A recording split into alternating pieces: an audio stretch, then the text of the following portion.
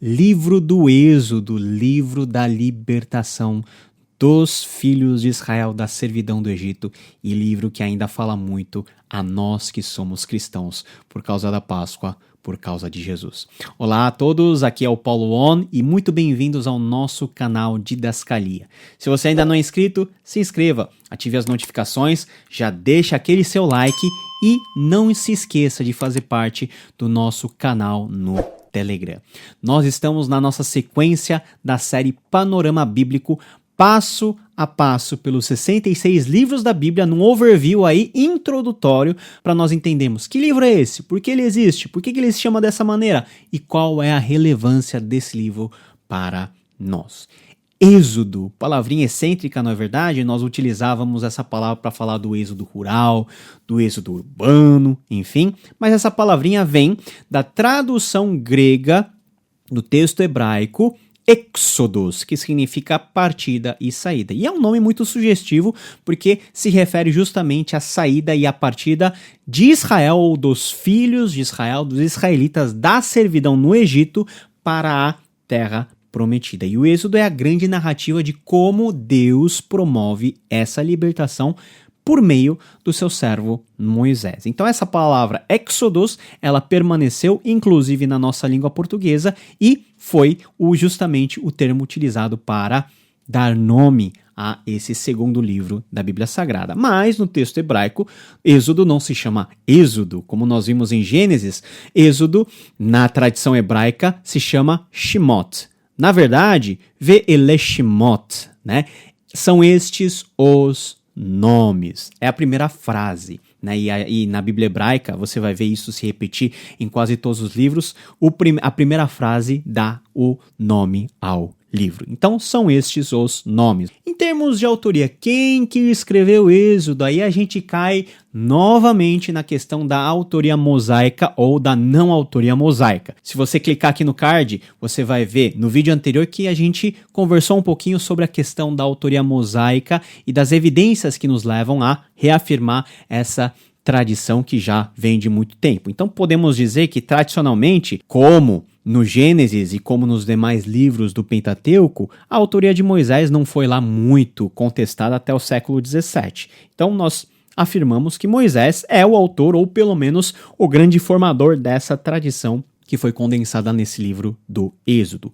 Outra indicação, e uma indicação mais textual e narrativa, é que o Moisés é o personagem humano central de toda a narrativa. E nesse sentido, Moisés ele está no centro de todas as ações mais relevantes desse livro. Ainda que nós tenhamos o Deus de Israel, Yahweh, como aquele que promove toda a saída do seu povo do Egito para a terra prometida, Moisés é o profeta. Moisés é aquele que está no lugar de Yahweh para, enfim, executar todo esse plano de resgate que nós vemos aí no livro de Êxodo.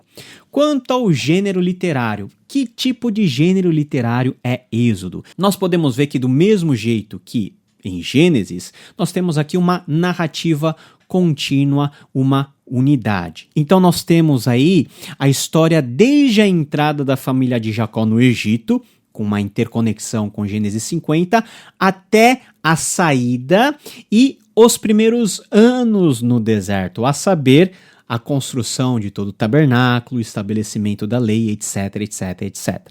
Então, grande parte do Êxodo é narrativa contínua, mas dentro dessa narrativa nós temos pinceladas de um gênero literário mais diferente de uma narrativa que é mais um direcionamento legal. Quando Deus dá a lei, fala da lei, fala das primeiras ordenanças, dá diretrizes específicas para a construção do tabernáculo, para a feitura das vestes sacerdotais, de todos os utensílios do templo, etc, etc, etc. Mas, no geral, podemos considerar que é, sim, uma narrativa contínua, uma narrativa coesa com início, meio e fim, tendo como início o final de Gênesis. Então, Gênesis e Êxodo estão interconectados.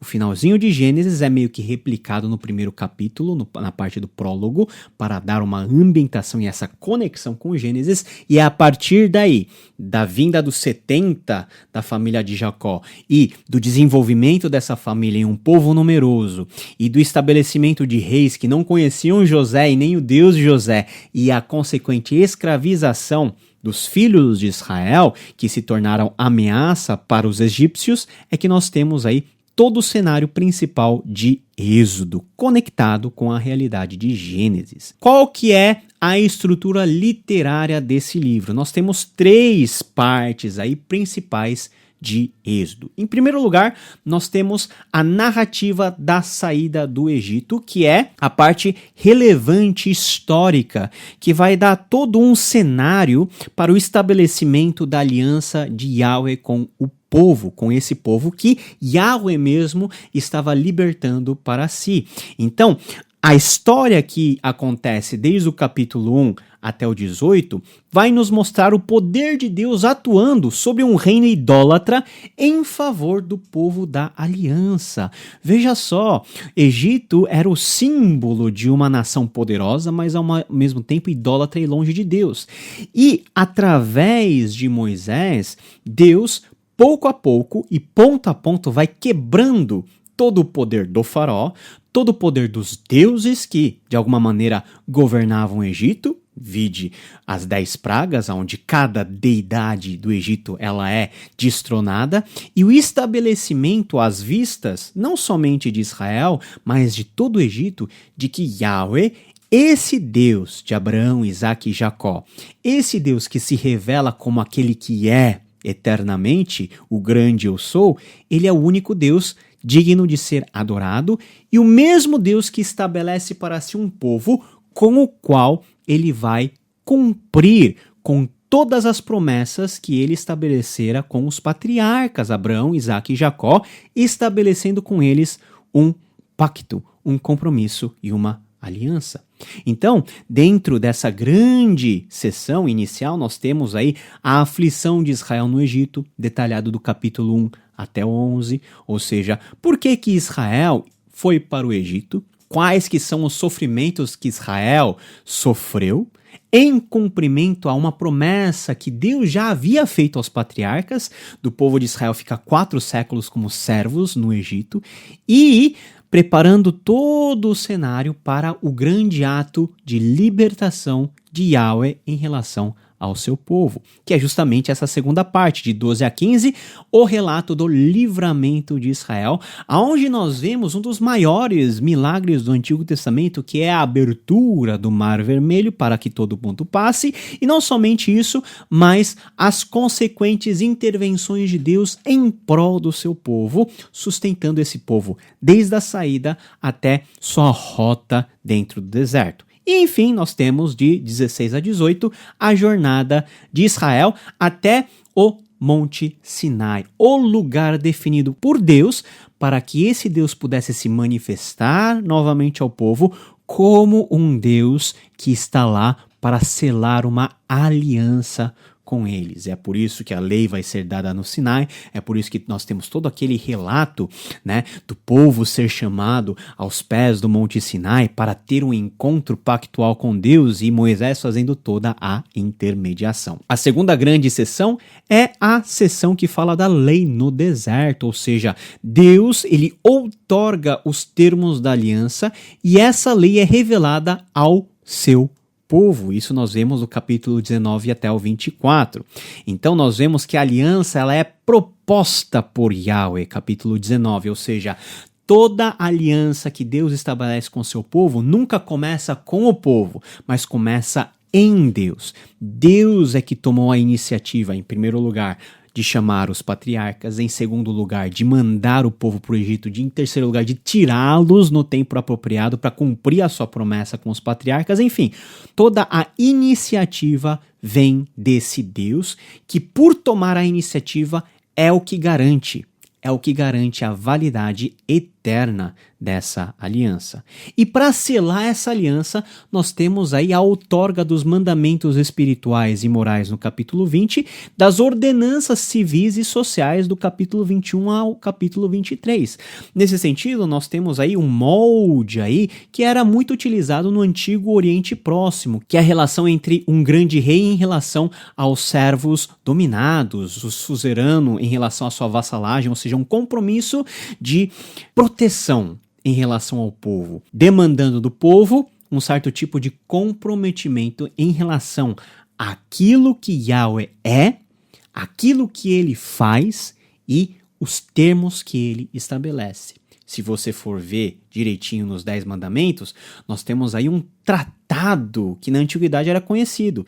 Deus, ele se apresenta como Deus Todo-Poderoso, ele fala o que ele fez em relação ao povo, eu tirei vocês do Egito, e a partir de então ele começa a estabelecer tudo o que ele demanda como pacto, como compromisso, como linha contratual para que o seu povo possa ser de fato o povo da sua exclusiva posse, o povo da sua aliança.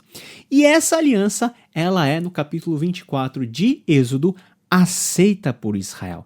Então há, enfim, da parte de Deus e da parte do povo, aquilo que nós podemos chamar de assinatura do contrato, o estabelecimento da aliança, que implica na obediência ou na responsabilidade à obediência e também nas sanções devidas em caso de desobediência, e é isso que nós vamos ver nessa parte final. Também a terceira grande parte, é uma parte muito importante, é o estabelecimento da presença de Deus no meio do povo. Ou seja, Deus manda construir o tabernáculo, Deus manda construir todos os utensílios para o serviço cultico, Deus levanta uma casta sacerdotal, ou seja, os levitas, principalmente a família de Arão, para que aqui que está o grande ponto central de Êxodo. Lembra quando Moisés se apresenta para o faraó, ele diz assim para o faraó, faraó, deixa o povo ir para que esse povo, nós possamos adorar a Deus lá no deserto.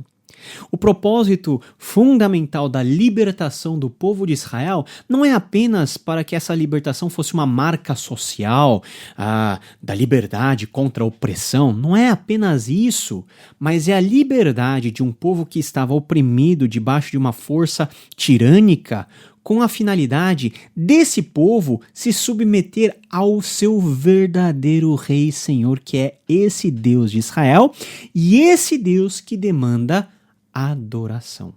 O propósito para a libertação do povo de Israel foi que esse povo se tornasse um povo sacerdotal, um povo da adoração, um povo cultico, que encontra no tabernáculo, na casta sacerdotal, em todos os instrumentos e em todas as diretrizes culticas, a expressão máxima do seu ethos, da sua existência, que é adorar a Deus, adorar, cultuar a Deus. E por meio desse culto, o projeto de Deus era que Israel se transformasse num grande intermediador com relação aos gentios, de maneira que, por meio de Israel, todas as famílias da terra fossem abençoadas e que Israel fosse aquilo que lá na frente Isaías vai chamar de luz para as nações. O projeto inicial está aqui. Então nós vemos no capítulo 25 a 40 toda essa construção cultica, esse objetivo cultico da relação do povo a Deus, desse relacionamento pactual e, por ser pactual, que demanda a adoração. Nós temos o plano de Deus para construir o tabernáculo, do capítulo 25 a 31, um plano muito minucioso, tão minucioso que hoje, se nós pegarmos a planta que Deus mostra para Moisés, nós conseguimos traduzir e conseguimos construir o tabernáculo do jeito que era no tempo de Moisés. Também temos a resposta negativa do povo, ou seja, enquanto Moisés está lá recebendo a lei, o povo lá embaixo mostra o que ele realmente é um povo obstinado, é um povo de dura serviço, é um povo que está procurando a primeira oportunidade para trocar Yahweh por um Deus que eles podem construir ou controlar, que é a narrativa do bezerro de ouro e de todo o resultado nefasto que isso causou ao povo do capítulo 32 ao 34. E enfim, nós temos a narrativa do perdão de Deus, da renovação da aliança, das segundas tábuas que são dadas a Moisés e a presença de Deus em meio ao seu povo. Deus finalmente cumpre o propósito dele e ele habita em forma visível na nuvem, na fumaça que enche todo o tabernáculo, impossibilitando que os sacerdotes entrem para ministrar lá dentro. Nós temos a inauguração do tabernáculo e o estabelecimento do culto perpétuo a Yahweh. Capítulo 35 até o capítulo 40. Esse é a grande espinha dorsal de Êxodo. Mas uma curiosidade que ocorre é: quando é que o Êxodo aconteceu? E essa pergunta tem dividido os estudiosos que se debruçam sobre o texto de Êxodo. Nós temos duas possibilidades de cálculo de data, da data do Êxodo, que vai implicar em todo o desdobramento de quando o Êxodo foi escrito, quanto tempo Israel ficou como servo no Egito, etc, etc, etc. Primeira possibilidade, que é uma possibilidade baseada em evidências arqueológicas, ou pretensamente baseada em evidências arqueológicas, é localizar o Êxodo num tempo muito mais recente, mais ou menos 1290 a.C. E como que os estudiosos chegam nesse cálculo? Em primeiro lugar, nós temos o estabelecimento de uma referência histórica que é datável. No caso, o reinado de Ramsés II, que aconteceu entre 1292 e 1234 a.C., que seria o faraó que teria ordenado a construção das cidades de Pitom e Ramsés no delta do rio Nilo, e isso é narrado em Êxodo capítulo 1, versículo 11. Entretanto, a data posterior a 1290 a.C. não encaixa com o relato da ocupação de Jericó e Canaã, que está lá localizado no século XV a.C. Então nós temos uma divergência aí de datas verificáveis com relação a evidências mais arqueológicas. E ainda de acordo com essa hipótese de uma data mais recente, o faraó opressor mencionado em Êxodo capítulo 1 a 2 seria Sete I, que reinou entre 1290 a 1279, e o faraó durante o Êxodo seria justamente o seu sucessor, que é esse tal de Ramsés II. Aqui você está vendo um afresco, né, onde Ramsés II está sitiando o povo hitita na região de Dapur. Por exemplo, o filme 10 Mandamentos, o clássico, né, filme aí da década de 60 ou de 50, virar de 50 para 60, vai justamente trazer o faraó como Ramsés II. Agora, qual que é o grande problema de datar Êxodo em 1290 a.C.?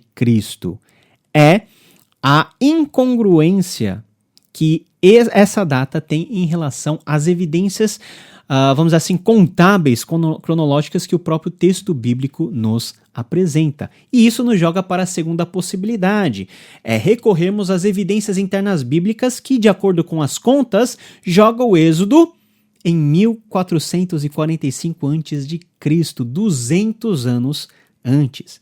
Então, quais que são os parâmetros para nós colocarmos essa data mais anterior? Em primeiro lugar, o relato de 1 Reis 6.1, que situa o Êxodo 480 anos antes de Salomão construir o templo. E a construção do templo é uma data verificável, mais ou menos em 967 a.C. Então, juntando 480 com 967, dá mais ou menos 1445, que seria a data do Êxodo. Em segundo lugar, nós temos a evidência de Juízes 11:26, que situa a conquista da Transjordânia 300 anos antes de Jefité. Jefité é esse que também é uma pessoa que é verificável em termos cronológicos, ter vivido aí em mais ou menos 1100 a.C. A quarta evidência está lá em Atos, capítulo 12, versículo 17 a 20, que dá o período aproximado do Êxodo a Samuel como de 450 anos. Ou seja, o Êxodo até Samuel são 450 anos e nós temos uma razoável certeza que Samuel morreu mais ou menos em 1220 a.C. De acordo com essas evidências, o faraó do Egito não seria Ramsés II, mas Tutmés III, que reinou de 1481 a 1424 a.C. Mas enfim, qual que é a diferença entre você advogar 1445 a.C., que é um número mais, vamos dizer assim, conservador, e 1290 a.C.? A grande questão está no tempo que o povo judeu vai ficar no Egito. Esses 430 anos. Porque se você jogar o Êxodo para 1291 ou 1290, isso vai diminuir esses 4 séculos para em torno de 250 anos.